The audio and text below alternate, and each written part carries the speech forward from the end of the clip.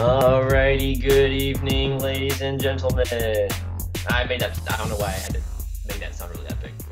I just did. It could be morning if they're listening to this. It's a podcast, Joe. Good morning, ladies and gentlemen. Good morning, good afternoon. In case I don't see you, good afternoon, good evening, and good night. This is Joe here from the Letterbox. I'm And with. Nick, Oh, sorry. I wasn't sure if you were gonna introduce yourself or I should I introduce have you. no idea. But anyways, Nick is here with me. Yes. And this is a special kind of an extra podcast that we're doing, in addition to outside the letterbox, which you can Yeah, find on our YouTube page. Joe and I have talked a lot, and Paul, but apparently Paul doesn't remember. We've talked a lot. Like on the podcast, we usually each week we kind of focus on whatever new movies coming out or whatever relevant or current film news. But there's a lot of films and stuff that we like that we want to talk about in podcast form that we haven't had a chance to talk about. So it's always been our intention to kind of at some point do uh, special podcasts. And I think as we've kind of gotten the outside the letterbox together, we've kind of gotten into a rhythm with that. And I think if you go back to some earlier episodes, you'll find that we kind of experimented with the formula a bit and tried to talk more about movies that weren't as relevant and whatever. Like we always have the what we watch section or whatever. Um, but that usually doesn't allow us to kind of go as in depth as we might like on certain movies. So I think from time to time we'll do some of these on a particular film or franchise, and obviously the best first idea that we had was to do this on the Fast and the Furious franchise. Yeah, because as far as I know, you haven't seen any of these movies yet, have you, Nick? Uh, that's kind of a lie. I've, I've I mean, seen bits and, all of the way through. I've seen bits and pieces of the first two, and I actually think I've seen like 90% of the fourth one on HBO like 5 years ago. But otherwise, I haven't actually sat down and watched any of these movies, mostly because I didn't think this was actually a franchise that was worth paying attention to. But then somehow, I don't know, this is kind of the franchise that won't. I mean, you know, right around the time of the second or third movie, it looked like it was done for, and now we're on film number seven's about to come out, and it's like, dang, I don't know how this thing keeps on going and somehow being more successful than the last one. So I'm interested to dive into the franchise, talk about it, see what we think. Yeah, I am a Fast and the Furious virgin, I guess you'd say. I haven't seen any of the movies. To be perfectly honest, I haven't had any inclination to watch any of them at any point. I think at some point when the first or the second one, I think it's around the time that the second one came out, and I was kind of becoming aware of the movies and their popularity. I really had this idea of them as being just really kind of trashy, exploitative action films that weren't even worth paying attention to. And so I just kind of didn't really pay attention to them, and then I feel like they kind of died off in popularity for a while. Like we didn't hear much about them, and then all of a sudden I started becoming more aware of them like a year or two ago, and I realized like, oh shit, they're still making these movies. There's a sixth one that just came out. There's a seventh one coming out pretty soon, and they seem to be growing in popularity, and they seem to be changing in tone according to the trailer. So I thought, well, the seventh one coming out with by one of my favorite modern day directors, James Wan. I was like, well, now I have to watch the movie because James Wan's directing it. So I figured, well, damn it, now I have to watch all the other ones too. So Yeah, here we are. your James Wan moment was my Kurt Russell moment. The moment that they first released the Fast 7 teaser trailer and he pops up for like 2 seconds, I was like, well now I got to see the movie because Kurt Russell doesn't appear in a lot of movies nowadays. So to see him in a big summer blockbuster like this was like, all right, I kind of have to go to that now. So I might as well catch up on the first six movies beforehand. Or you could just watch the new one without having watched any of the other ones. I mean, I don't know how well they tie into each other, so Well, okay, that's another thing that I've heard about is that next to like the Marvel Cinematic Universe, the Fast and the Furious has one of the most like intricate continuity character apparently it's crazy. So we'll find out though. Yeah, we will. It'll be an adventure. So we started off with the first one, The Fast and the Furious. I believe it came out in 2001. Yeah, it's so 2001. This movie. That's what I love about it. It, it reeks of the early 2000s. It's like the neon green. Like for some reason, I feel like neon green or just neon colors in general were really big in the early 2000s. Oh yeah, greens, oranges, and blues. I saw those all over this freaking movie. They were freaking everywhere. It was great. Yeah, it's such a it's such a product of its time. I think that's kind of the main takeaway. Like just the way I mean, I don't know what the characters wind up robbing or stealing in some of the later movies, but it's kind of funny to think that the main goal of this movie is to hijack trucks that are full of like Panasonic DVDs and digital cameras. Yeah. Well, the thing is that I, again, knowing nothing about these movies except for the what I see in the trailers, I was under the impression that the movies started off as just straightforward street racing movies with a little bit of crime involved, and then they eventually evolved into these heist movies on freeways. But just from the first movie, I mean, yeah, street racing is kind of a big thing in it, but there's still a lot more of this heist stuff going on than I realized there was going to be. Yeah, I think that kind of surprised me too. I think because the main selling point of these movies is always the fast cars, and you always kind of think that the street racing is going to be a big deal, but there really are only two scenes of streetcar racing. I mean, there are other moments of racing, but it's tied up with something else. Yeah, exactly. I just love also how and I don't know anything about real street racing or anything, but just kind of the idea of these people, hundreds of people gathering in the streets and organizing this huge event, and somehow not getting busted by the cops right away. I found it to be kind of hilarious, but It's kind of a perfect movie moment where you can have a street in LA that is perfectly clear, no cops, no traffic, no whatever, um, and yet that is completely the opposite, as anyone who's ever been in LA will tell you. it's just kind of like, yeah, yeah, we'll close down the streets for a little bit. It's okay. We're gonna have a massive street race in the middle of LA. So before we get into the actual movie, I think there are two credits on the movie that I think are interesting and worth discussing. So this movie was directed by Rob Cohen, who would go on to make such modern classics as Alex Cross and The Boy Next Door. Oh, joy! Yep. I didn't even And know that. and the script for the first Fast and Furious was co-written by David Ayer, who's probably more famous for having written and directed End of Watch and most recently Fury. That is really interesting, actually, huh? And it kind of makes sense because despite his most recent film Fury being a World War II film, and then he's got Suicide Squad coming up. David Ayer, he also wrote Training Day, and then he wrote and directed End of Watch, and then his first, I think it was his first movie as a director was Harsh Times, and those are all kind of LA street films. So it kind of makes sense when you think of that he would bring something to the script, but it's I think it's a little more ludicrous than some of his other credits.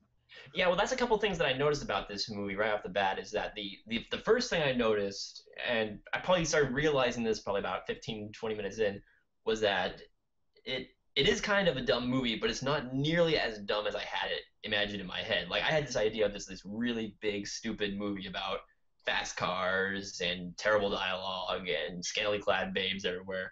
But there's a little bit more thought put into the movie than I initially realized. Not a lot more thought, but a little bit more thought, and a lot of that came through in the writing, and just kind of the focus of the characters in the story. In the end, I think the movie is more of just kind of a fun street racing Vin Diesel powerhouse film of sorts. But there's definitely a lot more there than I initially realized it was going to be, and I'm really interested to see how the series evolves over the next few films. Yeah, I think the thing that kind of surprised me in this movie is yeah, you go into it and you think it's going to be all action, whatever, but there were a surprising number of like small moments that kind of the movie stops like the scene where they have the barbecue outside and they're just eating and hanging out, and it's like this doesn't feel like this scene would belong in this type of movie, but here we are stopping and having a gag where one of the guys doesn't know how to say grace or whatever. Yeah. um, uh, Or or Paul Walker liking terrible tuna. yes, oh my gosh, we'll talk about the tuna in a minute, but like yeah, it's stuff like that apparently has become a big thing in the franchise because one of the big themes is apparently family, and they that's obviously here in the movie to a very small degree. So I wouldn't doubt almost if like the movies went a couple in and then they kind of reverse engineered the family theme back in when they realized, oh, we have all these movies that we have to connect and whatnot. Yeah, so it's definitely it's a lot smaller than I kind of anticipated too, and I think a lot of that comes in with the third act. Um, in case people should probably be warned that this will probably just be a full-on spoiler cast. I don't think we'll really separate things out here. Um, but the third act kind of when the movie ended, I was kind of surprised because you kind of have this giant um, hijacking that goes wrong, and then Paul Walker goes after Vin Diesel, and that's kind of it. After he lets him go, and that's kind of I guess I was kind of expecting like, oh, like there will be a villain or there will be some other like conflict at the end, and that's kind of when I realized that the movie was basically Point Break meets meets Gone in 60 Seconds. I don't know if you've seen Point Break, but it's basically the exact same plot, which is a young hotshot cop goes undercover, um, becomes friends with the leader of a criminal gang, and then is very conflicted whether he's going to turn him in the end or not. There's a lot of intense staring involved. And Paul Walker actually makes kind of a good Keanu Reeves replacement. He's got his bra accent down pretty good. And he's got that long wavy hair too. There's oh my gosh, like Paul Walker's a good looking guy, but he's a really good looking guy in this movie. 90% of which can be attributed to his hair. Like that is it's That pretty good early 2000s hair. that beautiful blonde hair, It's so good. bleached blonde hair. The yeah, I was surprised at how anticlimactic this ending was actually, because they set it up for kind of two standoffs. They set up one with the it was an Asian gang, wasn't it? Rival Yeah, Asian gang. yeah. Yeah, and they're chasing after them. And they're like, oh man, it's gonna be this crazy car chase, and then they just. I mean, like, I don't know about you, but I felt like that the way that chase ended was just kind of like, oh, then all right, they're out of the picture now, I guess. They just get like run over or something like that, they're out of the movie now. Yeah. But and then the second standoff is the one you were talking about with Paul Walker and Vin Diesel. But even that one is kind of like they do this ridiculous race against each other against the train, and then after that ends, there's kind of like, okay, all right, that was it. Good job, end the movie. Whereas I was really expecting something more. I don't know. I was expecting something more ridiculous, to be perfectly honest, out of a movie like this. It was surprisingly restrained for a Fast and the Furious movie, or at least my expectations of a Fast and the Furious movie.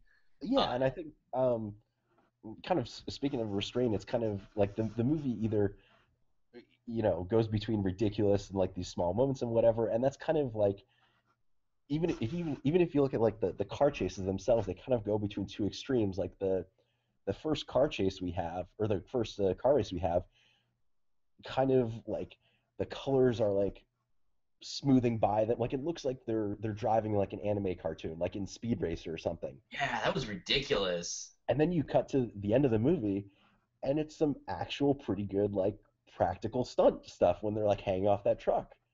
Um, Although Paul Walker has a really bad looking stuntman where it's like so obvious that they're using a stuntman. Um, he looks like Sting for some reason. Like it's really weird. But but yeah, so the movie doesn't have a complete disregard for physics. It just has like it's a very much a pick and choose mentality. It's like, oh, this scene we want to be like hyper realistic, so that's what we're gonna go for here. And then you come to another scene, it's like, oh, we want to be super realistic here, and it's like, okay, like it doesn't really mash well together. Um, but like individually, the scenes are perfect, but as a whole, it's kind of like it doesn't really make any stylistic sense. I just love how in that ending car chase, and there were like tons of moments like this throughout the movie, but they're racing against the train and kind of staring each other down. You're like, oh shit, are they gonna outrace the train? If you think about it though, like what they're like 2 miles away when they start racing the train, and there's no way they could have known that that train was coming right at that moment. No, not at all. But they play it off as if it's like this huge face off between the two, and Paul Walker's trying to redeem his loss from the beginning of the movie, and he owes Vin Diesel this car, and he's trying to get him, and he's a cop, and stuff happens and things. It's very it's kind of cheesy in that way, in where it has a lot of setups and payoffs and callbacks and stuff. Um, whether it's the tuna or the car or whatever. But that's kind of what makes it endearing. Kind of the thing I like about the movie um, is that despite being like, oh, it's about these hardened hijackers and street racers and whatever, and even though there's some moments where it's like, oh, like that, that's kind of a violent moment, or oh, like dropping profanities or whatever, it's kind of an innocent movie, which Yeah, which is really kind of which is really kind of weird, you know? yeah. I guess so. It is a very PG-13 movie. I was trying to think of like edgy stuff in this movie, kind of. And that's not really the word I was looking for, but I was trying to picture this movie as like you know as like a hardcore racing movie or something like that. But then I realized that like there's really not a whole lot in this movie. Like there's a couple of scenes of kind of ridiculous uh, sexual overtones, I guess, that are Uh, just kind of very PG-13. During the end credits song, I don't know if you noticed this, but during the end credits song, there's an F word in the song, but they blanked it out like it was on the radio. I loved I loved when the end credits song popped up because it's like a classic, like it name drops the movie. Like I don't know what the track's called, but it has to be called like The Fast and the Furious or something like that. And it's just so ridiculous. Like as soon as the end credits hit, I was like, "Oh, yes, I miss." And I don't know if I actually missed like this time in movies when you would have like ridiculous rap songs at the end of, end of your movie and whatever, but it was I don't know. It was the perfect amount of cheese I was looking for at the end of this movie. Yeah. But So but going back to how you were talking about edge, there's one moment I thought that was trying to be edgy that kind of was laughably bad, yeah. which Oh yeah. was there's a moment where they're cross cutting a makeout scene between Vin Diesel and Michelle Rodriguez's character with a SWAT raid scene involving Paul Walker's character, and over the whole thing they're playing like screamo music, and it's just on last week's podcast that we were talking about the church scene in Kingsman, and how just like layering all this different stuff and made it feel like the tone was off. That's what this scene felt like through and through. Like you could tell they were trying to make it like a badass, rip your shirt off and kind of yell at the screen and be like, oh my gosh, that's so awesome, but it just comes off as like, what is going on here? One of my favorite moments like that in the movie, there's a couple scenes like this, was when Vin Diesel's sister, the girl that Paul Walker falls for, she hears that, or she sees that Paul Walker is coming to the party or something like that early on, and she decides to get changed. Just I don't know, for no reason at all. There's like one shot where she's kind of facing the mirror and she like throws her shirt off at the camera, and the movie's all like, "Oh dang, look, we got hints of nudity in here when there's really no reason for it at all." Yep. There's a couple things like that too, like the guy at the race early on. The woman's like, hey, you get me if you win or lose the race, but you get her too if you win the race." I was just like, where are these moments coming from? Movie, you are not this edgy and cool as you think you are. No, I feel all those moments to me feel like moments for the trailer so they can sell it and be like, oh, this Yeah. is what you're going to see in the movie, when really most of the movie is going to be Paul Walker talking about tuna sandwiches. It felt like a toned down John Woo movie. Kind of. I get that. Yeah, like way toned down, but I was getting hints of like Mission Impossible 2 in there. Now I want to see John Woo's Fast and the Furious. That would be amazing. Why haven't we had that yet? I'm surprised he hasn't jumped in on this. That would be pretty great. That'd be pretty great. Um, Let me think. I'm looking over my notes here. Yes, I took notes while watching this movie. Um, You were prepared for this. yes, I was prepared. I think we were there any particular lines of dialogue that stood out to you? Because I have a couple. Well, I mean, okay, you mean other than the tuna one? Well, I don't think we've actually like explicitly talked about the tuna sandwich. I think we've only referenced it so far. So I'll let you take over talking about that if you want to. Okay, so basically, it's this scene early in the movie where your introduction. I believe it was Paul Walker's introduction, wasn't it? Yeah, he's got the scene where he's outside of Dodger Stadium, Yeah, and I don't remember that. then he goes to the what is it? It's like a It, is the garage attached to the it's like market? it's like a gas station joint kind of attached to a Yeah, garage. And he goes there and he's hanging out and he walks in and he orders a tuna sandwich. And the woman behind the counter who is Vin Diesel's sister, I don't remember. She said something along the lines of like, "Oh, why do you want the tuna sandwich? It's shit, and you always get it." And he just says like, "Oh, I oh man, what was I don't remember the exact line, but it's something along the lines of just like, no, I like the tuna sandwich." But then later on, because then later on the one of Vin Diesel's guys who has his eye on Vin Diesel's sister. and Man, he looks like evil Chris Hemsworth. this guy's like this guy was built to be just like a bad dude in a movie. Like he's like this massive muscular guy with these tattoos on his arm. And he's always scowling. He has his beard and kind of short hair. Um, he's just like your typical bad boyfriend kind of guy. and and he walks in and he doesn't like seeing Paul Walker hitting on the this girl that he likes. Um, so then he comes in. What does he say to him at first? I don't remember the lead in line. Oh, it's oh crap, I can't remember it. I'm What are gonna you doing here? And the guy's like, I like the tuna. And he's like, bullshit. Nobody likes the tuna or something along those lines. oh yeah, yeah. And then well, because then Paul Walker leaves and he's like, I'll see you later.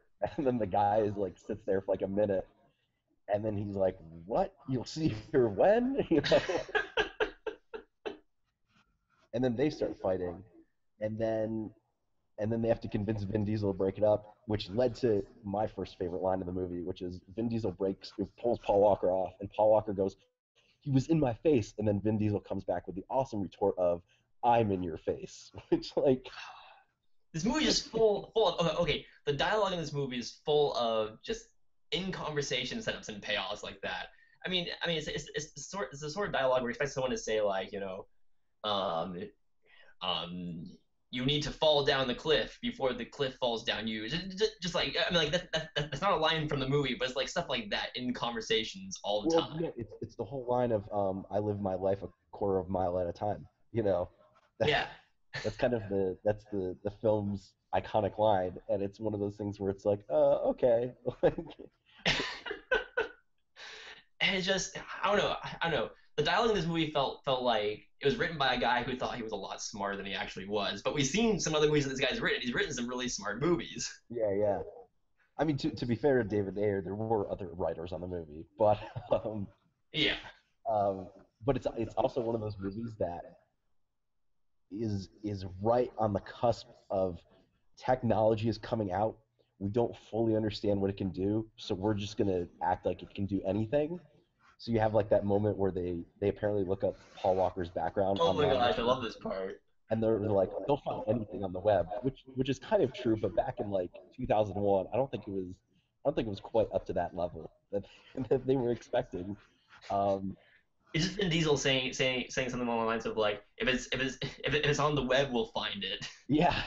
And I was like, something doesn't sound right about that. I'm like, oh right, that's right, 2001. 2001. Yep. How we Um, love you and your technology. Oh, there's the guy playing the racing game in his car, getting ready for the race. oh, that was pretty great. I was like, why would you install this in your car? Why? I love also how like the cars in these movies, we were talking about realism earlier. The cars never start off as realistic. Like right off the bat, they are souped up so much that like I, I don't know how you would drive these things anyway. Like you would probably get um like 2 miles to every gallon at least. But they're all neon, Nick. They look fucking badass. Oh, it's so great.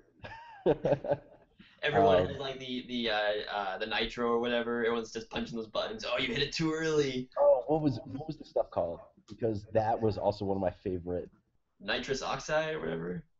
There was a shorter name for it, and I love that moment when the Japanese guys run by. They shoot up the car, it catches on fire, and then all of a sudden Vin Diesel like realizes that the car has that stuff in it called just as it blows up, and they jump out of the way. It's such a great moment. It's such a great moment. It was because of that moment that I was disappointed that whenever a car crashed later on, it didn't just blow up right away. No, yeah, yeah. I was like, we need more of Yeah, but that in this movie. not all the cars had that stuff in it.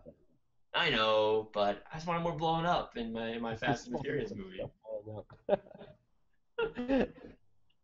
um, one thing that I thought was interesting was kind of the underground world that they tried to establish, and they tried to establish like certain rules for it.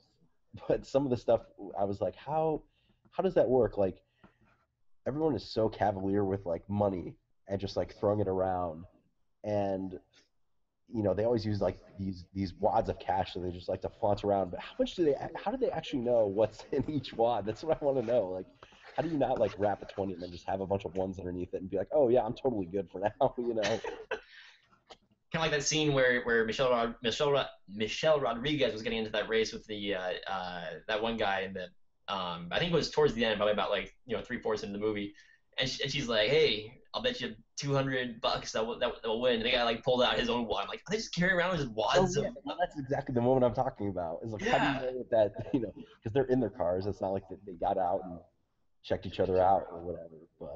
Just But like, oh, hold on a second, let me just count this out real quick. All right, here you go. I got the amount. No, he just like has it in his pocket. yeah. um, I also um, love how this movie feels like it has to have the obligatory um, death to catapult us into the third act with what was it? Jesse. yeah, Jesse was the the third act was almost over by that point, though.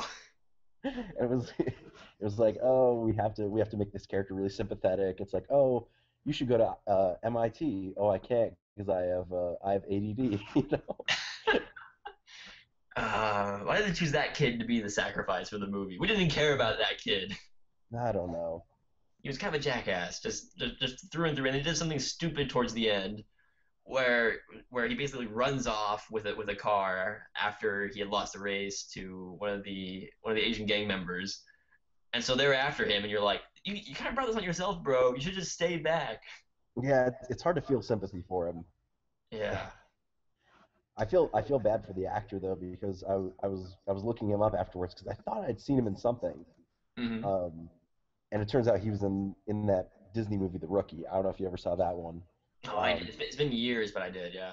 but on his letterbox profile, it says Chad Tyler Lindbergh is an American actor. He is best known for his film role as Jesse in The Fast and Furious and for a rape scene in the 2010 remake of I Spit on Your Grave. And I'm like, Oh my gosh, that is that is a terrible thing to be known for. that is a great resume.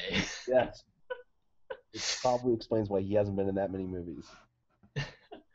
Okay, so speaking of sympathetic characters, though, I'm gonna need to get I'm gonna need to get into the plot a little bit for this, but I want to talk about Vin Diesel's character specifically and Okay. how we're supposed to feel for him. Um, so the whole plot revolves around Paul Walker is an undercover cop who's investigating Vin Diesel. He basically breaks into his, or he earns his way into their good graces, into his gang, because he's investigating whether or not Vin Diesel's behind some people who've been stealing. It's like Blu-ray players or electronics or something. Is that right? Those DVD players, yeah. DVD players, right? Blu-ray players didn't exist. um, and so uh, Vin Diesel's supposed to be a pretty bad dude because he had beat the shit out of a guy, got put in jail for it. Um, and then the whole movie is Paul Walker kind of learning about Vin Diesel's past and learning to trust Vin Diesel. And they're like, oh, he's not really a bad guy, but this Asian gang over here, they're bad dudes. And so you're supposed to like Vin Diesel. Um, However, when the movie ends, I'm still just kind of like, just bring the guy down. Yeah, he's a little bit of a softie, but he's still done all this bad stuff. But it's okay because when he beat that guy, he didn't mean it. He just Yeah. couldn't lift his arm up. And then I started beating him, and I just didn't stop, and I feel a little bad about it, or not really, but I just didn't stop. I think we're supposed to feel bad for him because he doesn't want to go back to prison. Like that. Oh, it's so sad. He doesn't want to go back to prison. He He doesn't probably want to should go go back back to to prison. prison. Because this whole movie, Paul Walker's convinced that Vin Diesel isn't behind the robberies.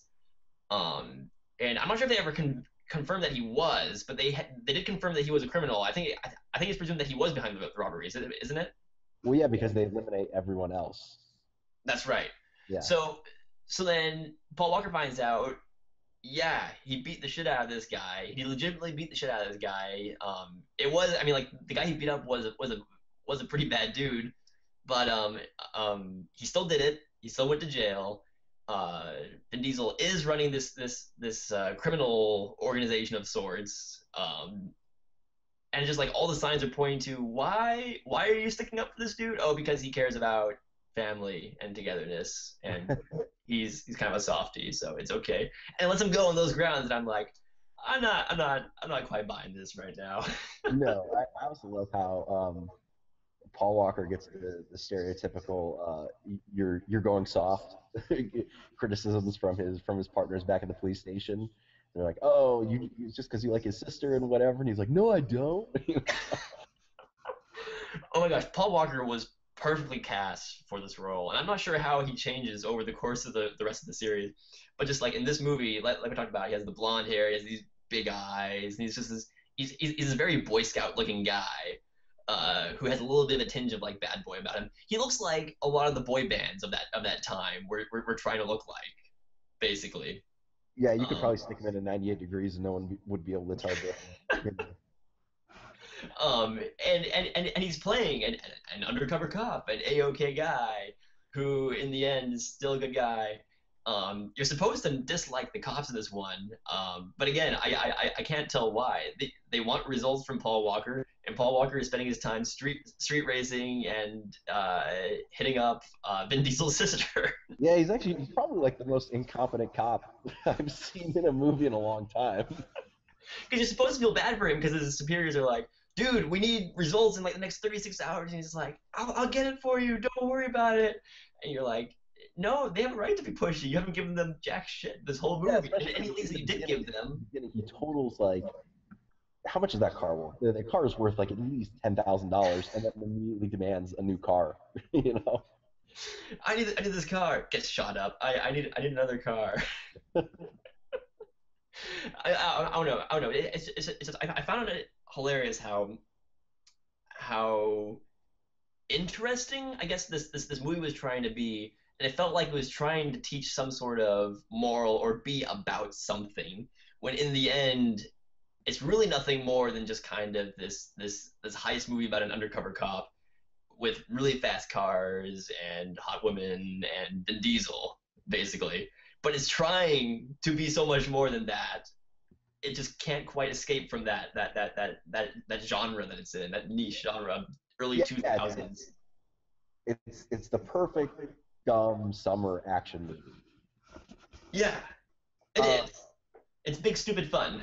yes, and I guess I guess we should probably talk about whether this movie's actually good or not, and whether like us liking this movie is okay compared to maybe other movies? Because I know there are a lot of other movies that people will come out and say, oh, that was dumb and stupid in a bad way, and then there are other movies where you can kind of say it's in a good way. So, what are your thoughts kind of on that, Joe? First, what did you actually think of what did you actually think of the movie? Would you give it a positive or Okay, so I think the movie is a pretty terrible and dated movie. Um, I guess the easiest way to talk about it is comparing it to something like White House Down, which came out more recently. White House Down is a fun, cheesy action movie, but I feel like it knows how kind of dumb and cheesy it is, and it just kind of runs with it. And they have fun with the cheesy dialogue and the characters with the big guns and that kind of stuff, and they just run with that. This is the sort of movie where I feel like back when it came out, it was trying to be really cool and edgy, and yeah, we're awesome, but it was playing to an audience that wasn't old enough to watch stuff that was really edgy. So they throw in hints of like sexuality and hints of violence and gang stuff and big shirtless guys and like, yeah, look how cool we are. We're playing this rock music. But then you're watching it, what almost 15 years later, and you're like, man, that this movie's so dated and so corny. So no, I wouldn't say it's actually any good. Um, it's kind of fun to watch though. yeah, I would agree with you that it's fun, but still like watching it, I still don't know how it spawned a franchise that is still going today. Like I could I can imagine like, oh, like a year or two later, they're like, hey, we want to do a sequel. Like I can imagine that situation, but I can't imagine it watching this movie that it would go on to become what it has today. Yeah, Uh, I mean, like it gained a following of sorts when it first came out, didn't it? Because I remember friends of mine who had seen it and said like, "Oh man, you need to check out this movie. It's so good." And I was just like, I'm just not having it from these trailers, man. yeah, I mean, it was definitely successful when it came out, and I think, and we'll talk about this when we talk about the next couple, why it kind of took a nosedive pretty quickly. Um, but yeah, people like this movie. And I think what they like about this movie is kind of what has you know taken it to a franchise level. I think it took a lot of reworking to get there, and again, that's something we'll talk about more as we go along. But yeah, as far as I'm concerned, if I had seen this movie when it came out, I think, and there hadn't been any sequels, I think it would have been one of those movies where I was like, oh yeah, that movie.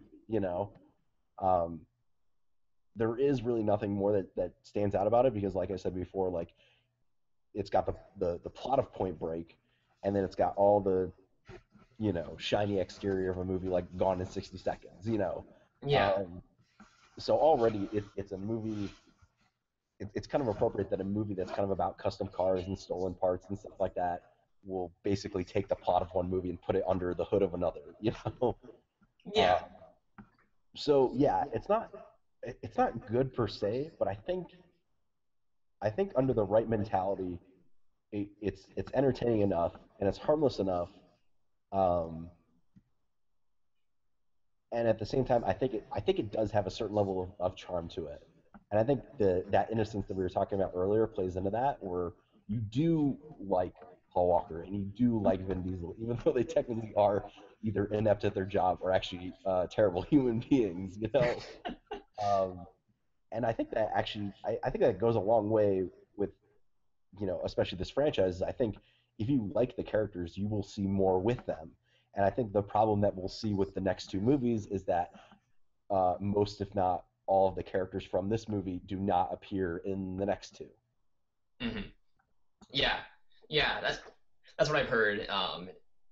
For some reason, by the way, going into this movie, for some reason, I was under the impression that Michelle Rodriguez dies off at some point in the movie. Maybe that's just because I know I think she leaves the series at some point, doesn't she? Yes, Um, I think in the fourth one, but I don't remember. Like I said, I haven't yeah, seen it in like 5 years, so. yeah.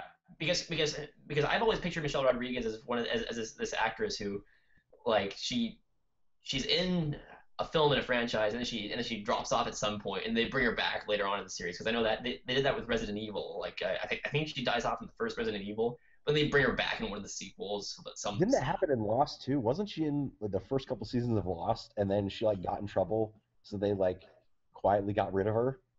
I think so. I honestly don't remember a whole lot about what happened in a lot of Lost. It's been so long. I wonder if Um, that's what's going to happen to her and her character from Avatar. Avatar 2 opens. She died off in between movies. Avatar 3. She's back. We cloned her. I always forget that she's in Avatar, but then Yeah. but then again, I forget most of what happened in Avatar. So Yeah. Yeah. I remember the Colonel guy in that movie. Pretty awesome. one one question I have: there's a line in this movie when Vin Diesel brings Paul Walker to his house, and he goes, "You can have any brew you want as long as it's a Corona." I wonder how much that line and the success of the movie helped Corona's sales because I didn't get into Corona until I moved out here. Um, but I wonder if it was like actually a big brand then, and whether its sales like skyrocketed after it got such a uh, you know big moment of product placement in this movie, because that's the only thing they drink in this movie is Corona. You can have any brew you want as long as it's a PBR. I don't think they would have done so well. By the way, that Corona moment was another fantastic moment I absolutely loved because he basically takes the beer from his right hand man who had left him uh, at the site of this street race to be picked up by the cops. And Paul Walker, who pretty much everybody had been laughing at beforehand, picks up Vin Diesel and rescues him. And Vin Diesel, when he gets back to his house, he goes up to his bro that had left him behind, takes his beer and hands it to Paul Walker and says, "Enjoy it. It belongs to him." And Paul Walker's just like eyeballing this guy down, like, "Yeah, fuck you." It's such a great moment. Oh my gosh. You know what? This movie actually is probably best watched while drinking a Corona. I'm sure it is. That's probably how we should go about watching and reviewing the rest of these franchises. Just have a 6 pack of Coronas and just pop one as we start. You mean a 6 pack a piece? So like you have your own 6 pack, I got my 6 pack, and we're just like throughout the conversation or the movie, just like drinking them up, and so the conversation gets more interesting. Well, we're not in the same room, so they'd have to be our own individual 6 packs. Of course, right? We should start off each conversation starting one beer and like see how far the conversation gets. Like 3 beers in, like what we're talking about. We'll have we'll wind up accidentally having a 6-hour podcast on Tokyo Drift. It's oh my gosh, it's the next day. Best movie ever. Um, So it, it, it's probably time we wrap up on this. yeah, yeah. Um, Basically, it's a movie that I watched if I was in the same mood to watch something like The Transporter. To be perfectly honest, it's just kind of one of those over the top, crazy, terrible yet fun action movies. I honestly don't think I'll ever watch this one again. I had fun laughing with and at it while I did, so I'm glad I finally saw it, so I can move on to the sequels. yeah, same here. I'm actually more looking forward to getting to Fast Five because apparently that's where it gets good, which is not something you can normally say with most franchises. That like it takes a while to get into, but around the time of the fifth film, it gets actually really good. you know, the first four films are okay. They're not that good, but they're okay. It's the fifth film where it really picks up. Oh, speaking of which, did you know this movie has a post-credit scene? I did, and it's a pointless post credit scene. Yeah, okay, because I was watching on my computer, and like I said, like as soon as the credits came on, I was like, oh, awesome. And then I just kind of sat back in my chair and was finishing my drink, and then the post-credit scene came on, and I was like, oh, it's just Vin Diesel driving off into Mexico. That is literally all it is. I Like, was expecting like a tease for Too Fast, Too Furious, but no, it's just Vin Diesel driving no. in his 10-second car. Yeah, I noticed that and was like, huh, that makes no sense, but all right. I really hope the other sequels have the post credit scene as well. Oh, that'll be pretty great. I hope so too. So anyway, I guess that more or less wraps it up. Unless you got anything else to say. I don't think so. I mean, other than the tuna sandwich tastes like shit, you know. Yeah, tuna sandwich tastes like shit. No. That's what we should have for the podcast. A Corona in one hand a tuna sandwich in the other. Every episode. Every episode. We should just call this podcast "Tuna Sandwich Tastes Like Shit." People are like, "What? What the hell?" I don't know. I guess I'll watch that. You can have any sandwich you want, as long as it's a tuna sandwich. Alrighty, so that concludes our first episode of the Fast Cast podcast for the Fast and the Furious films.